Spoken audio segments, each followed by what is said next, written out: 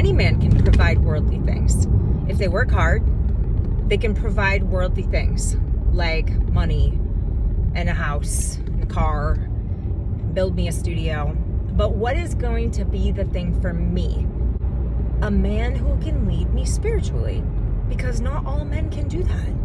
Not all men do that. And what does that look like even? Well, it's sometimes not just what it looks like, it's what it feels like. When you yourself are being led by the Spirit, when you yourself are communing with God daily, abiding in the Word daily, and if you don't know what I'm talking about, then you're not doing that. But if you're someone who is or is trying to or is just, learning about this stuff, and you're trying to more predominantly live in spiritual things, right? Develop the fruits of the Spirit: patience, kindness, self-control. When you're developing the fruits of the Spirit, when you're someone who values spiritual things more than worldly things, if you're someone whose first love is God, someone whose first love is Jesus, then you're not going to be satisfied by a worldly man. It's not even going to do it for you. If the guy's good in bed, if he has a lot of money, if he's good looking, if he has nice clothes, if he brings you out to fancy dinners, anyone can get those things. If they follow God's path for them, God will make their path straight and God will bless them.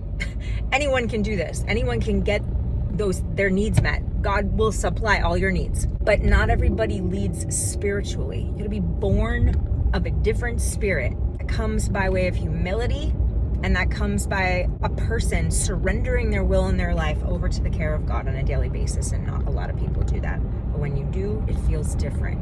I guess what I'm saying is, if you're someone who values spirituality and you value your Christianity and you value your walk with God, and you are looking for a man that is going to provide, look for a man that's going to provide for you spiritually and emotionally, and is going to protect your heart.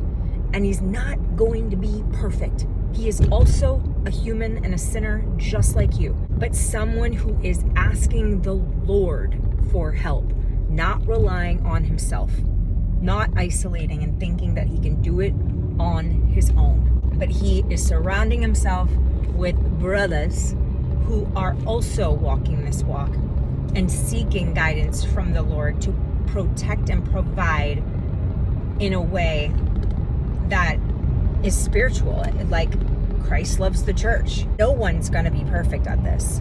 The only perfect being is Jesus.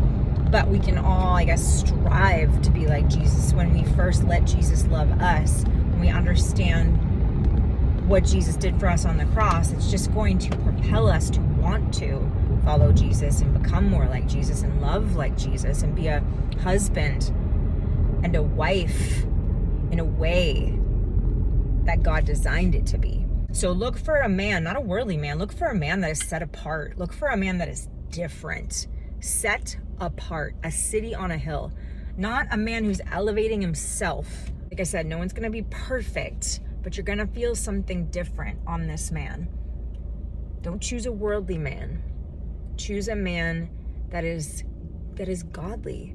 And not that he just says that he's godly, but watch his actions, observe him. You don't observe him like a hawk. Don't nag. Don't try to fix anyone. Don't try to get a man to go to church. Don't try to get a man to read the Bible, because that ain't gonna work, because that's actually not even biblical. That's not holy. That's not the way it was supposed to be. We're supposed to let men lead. We are not supposed to get in the fucking driver's seat. I'm in the driver's seat right now, but that's just because I'm going home. And when I have a husband, he's gonna be driver's seat.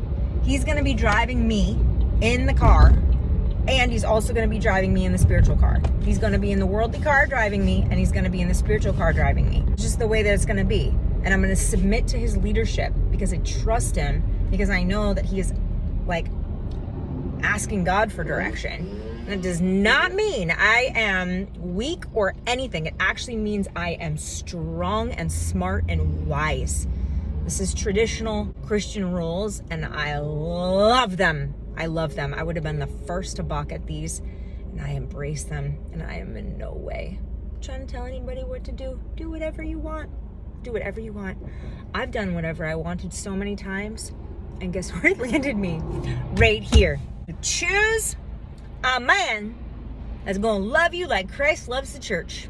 And that's all I need to say right now.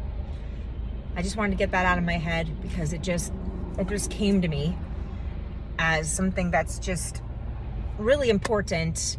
And I've been thinking about this a lot, but I just felt like I need to like put it into words and put it into a little video right here, this little video.